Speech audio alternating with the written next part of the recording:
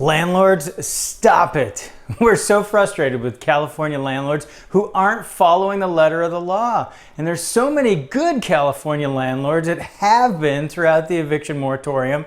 These bad landlords are giving you a bad name. We're gonna run through things California landlords can't and can do, and stick around to the end because we're going to share the number one thing that all California landlords must do if tenants aren't paying rent. Hey there, Christian Walsh, Wire Associates. We're real estate agents based in Southern California, helping tenants and landlords and buyers and sellers get through these crazy days here in California and beyond.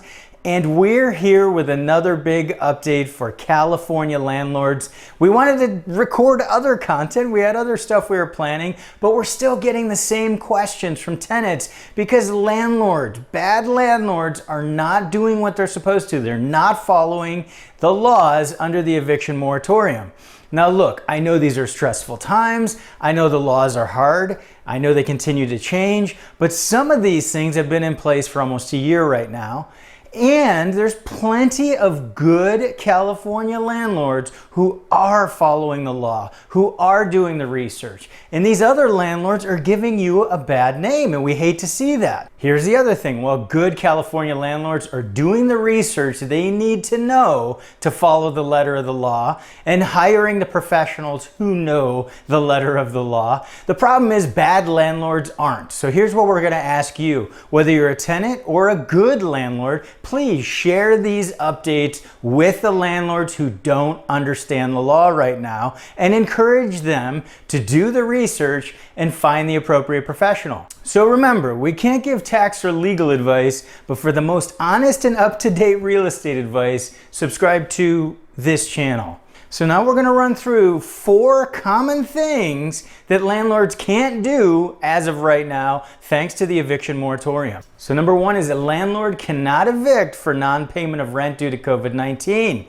So landlords, you can't use the 3-day pay or quit notice. You haven't been able to use that for over a year now. There's a 15-day notice, and we have a link below if you want to download a sample of that, so that you can deliver that to your tenants. There's other required notices as well that must go to tenants not paying rent.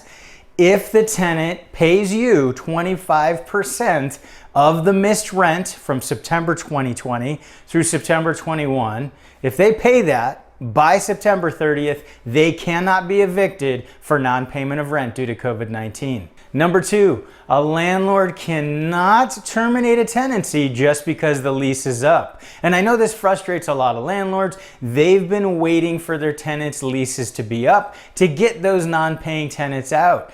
But it doesn't work. The tenant cannot be issued a notice of non-renewal if their lease ends between now and September 30th, 2021. So that's an important point. The tenant will be able to stay. It will automatically roll over to month. Number 3, if a tenant is not paying rent, a landlord cannot limit services. You can't shut off utilities. You still have to take care of the unit, particularly habitability issues, health and safety items. Can't shut off utilities that are currently being delivered. You can't call immigration, and you cannot harass the tenant. So there's a whole long list of things you cannot do, landlords, if the tenant is not paying rent. Number 4 is a landlord cannot terminate a tenancy simply because they want to sell the property. That's another important point. A lot of landlords are fed up. They want to get their tenant out and they want to sell their properties. There is a correct legal way, and we've done video content on that. But you cannot issue a 60-day notice to terminate a tenancy simply because you want to sell the property, landlords. So what happens if a landlord does decide to move forward with terminating a tenancy under one of these things we discussed? Well, most likely the unlawful detainer lawsuit will be lost by the landlord, and the landlord is potentially opening up himself or herself for affirmative action claim for unlawful eviction. So be very careful, landlords, before moving forward. Right now, it's very difficult to be a landlord and move forward with termination of tenancy or unlawful detainer. We highly recommend, as a landlord, that you reach out to a good local eviction attorney before moving forward with all notices. Right now, this is the time you need the help of an expert. And it needs to be somebody who specializes in the current eviction law. This can't be a friend of a friend who just passed the bar or who does a different type of law. They need to understand local eviction laws. And tenants, if you receive a legal notice, make sure you reach out for free or low-cost legal assistance through legal aid in your area or visit lawhelp.org. Or there are attorneys out there that you can pay to help represent you on the tenant side. Don't shoot the messenger. I know it's stressful for landlords in California. It has been under the eviction moratorium. Laws continue to change. You're not 100% sure what applies. But ultimately, at the end of the day, what we're trying to do is we're trying to keep you out of more trouble as a California landlord and help you follow the letter of the law. So here's a quick list of 3 things landlords can do right now, and our email newsletter subscribers, they know these already, so make sure you click the link below to do that. So number 1 is landlords can sell a rental property even if the tenant isn't paying rent. And you heard me say before they can't give the notice before selling, but there is an appropriate legal path to selling a rental property right now with a tenant, whether the tenant is paying rent or not. And we've released content on that and helped several landlords do that who did find themselves in a situation where they did have to sell. Number 2, a landlord can enter a property even during the days of COVID. So a lot of tenants have asked if they can refuse entry to a landlord, and the short answer is no. If that landlord gives proper legal notice and they're there for one of the allowable reasons for entry, the tenant must allow the landlord in. And if they don't, in most places, the tenant will be putting themselves at risk of an at-fault eviction for not cooperating with the landlord. Another big one is, can a landlord raise rent right now during COVID? And the answer is yes, except for a few areas that have put a moratorium on rent increases. If a tenant is month to month, the landlord with appropriate notice can increase the rent,